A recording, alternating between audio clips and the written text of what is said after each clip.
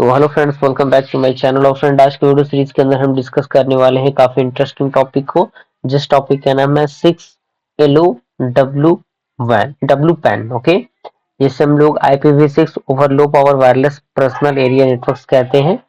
और इसको पूरा डीप में हम समझने की कोशिश करेंगे। तो आइए स्टेप बाय स्टेप चीजों को स्टार्ट करते हैं।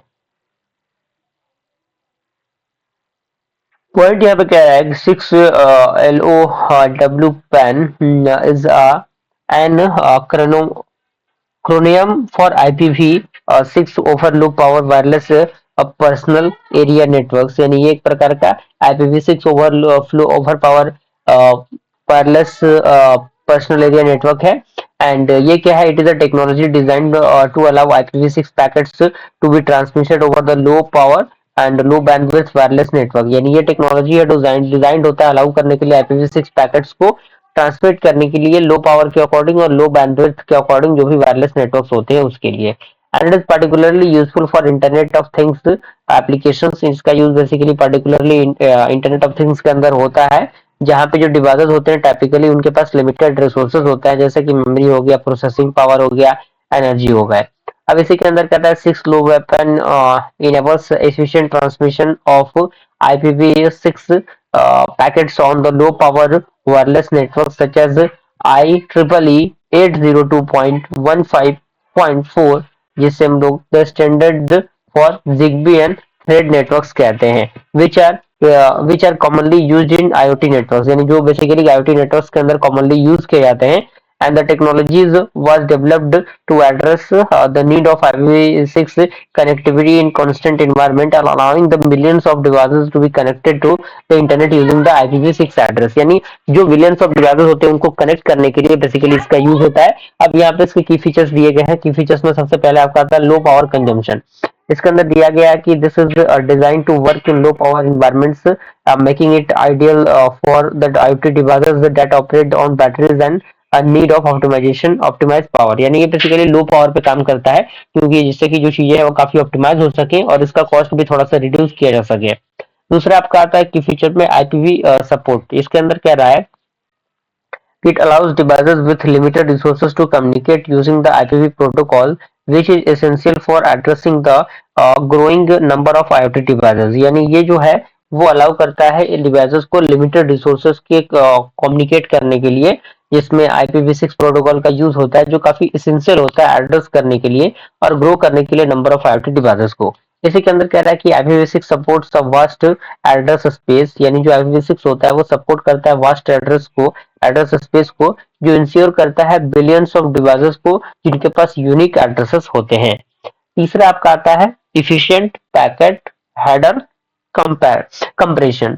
इसके अंदर कह रहा है कि IPv6 headers are typically large, that means 40 bytes, but IoT devices with limited memory and bandwidth cannot afford to send large packets। यानी जो IPv6 headers होते हैं वो टाइपिकली लार्ज होते हैं, जिसमें 40 बाइट्स आपके आते हैं, लेकिन IoT डिवाइसेस जो होते हैं उसमें लिमिटेड मेमोरी होता है और बैंडविड्थ होता है, जो क्या करता है अफोर्ड नहीं कर सकता सेंड करने के लिए लार्ज पैकेट्स को। और इसी के अंदर कह रहा है कि 6LoWPAN pan employs header comparison techniques to reduce the size of IPv6 packets and making them suitable for low power networks। यानी ये जो आपका होता है वो कंप्रेस करता है टेक्निक को, जो रिड्यूस करता है साइज ऑफ IPv6 पैकेट्स को और चीजों को काफी सुटेबल बनाता है as compare to low power network के अकॉर्डिंग। चौथा आपका आता है फ्रेगमेंटेशन एंड रीअसेंबलिंग। इसके अंदर कह रहा है कि provide a mechanism for फ्रेगमेंटिंग large IPv6 packets into the smaller packets that can be transmitted over the smaller maximum transmissions of low power network। यानी ये क्या करता है, ये एक प्रकार का मैकेनिज्म प्रोवाइड करता है फ्रेगमेंटिंग के लिए, जिसमें जो IPv लार्ज आपके पैकेट्स होते हैं उनको स्मॉलर पैकेट्स में ट्रांसमिट करता है एक स्मॉलर मैक्सिमम ट्रांसमिशन के अकॉर्डिंग, और उसमें जो लो पावर नेटवर्क्स होते हैं वो काम करते हैं। And at the receiving end, यानी रिसीविंग के एंड पे जो पैकेट्स होते हैं वो रीअसेंबल्ड किए जाते हैं back into the original IPv6 packet के लिए।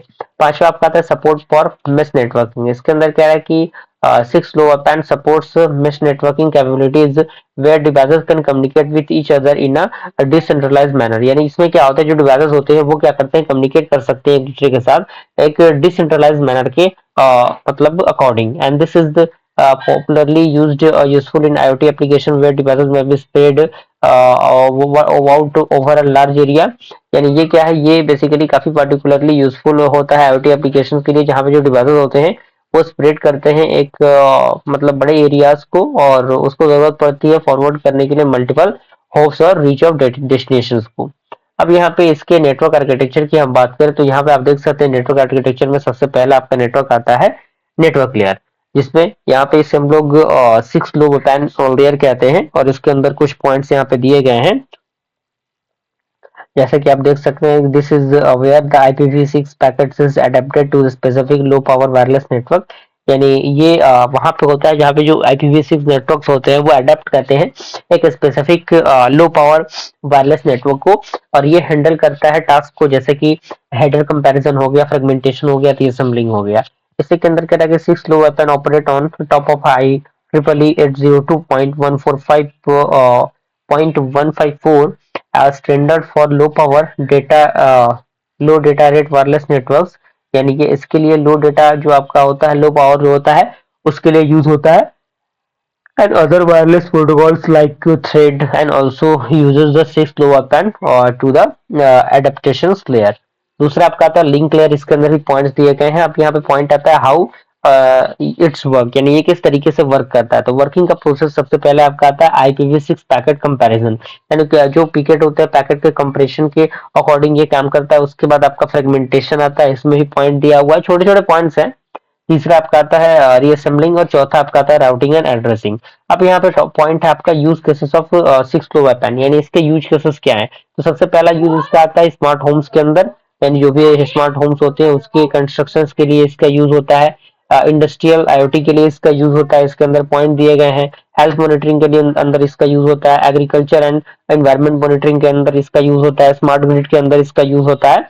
और उसके बाद इसके बेनिफिट्स की हम बात करें तो बेनिफिट में सबसे पहले आप देख सकते हैं, सबसे पहला बेनिफिट आता है इफिशिएंट रिसोर्स यूटिलाइजेशन, यानी ये रिसोर्सेज यूटिलाइजेशन के लिए काफी फायदेमंद रहता है।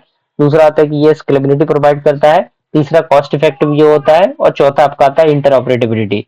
लिमिटेशन की हम बात करें तो लो डेटा रेट इसके अंदर इसके लिमिटेशन के लिए काम करता है, और लिमिटेड रेंज इसके अंदर होता है, और लेटेंसी इसके अंदर होता है। इसी के साथ ये टॉपिक भी हमारा कंप्लीट होता है। मिलता है अगले वीडियो में, तब तक के लिए थैंक यू।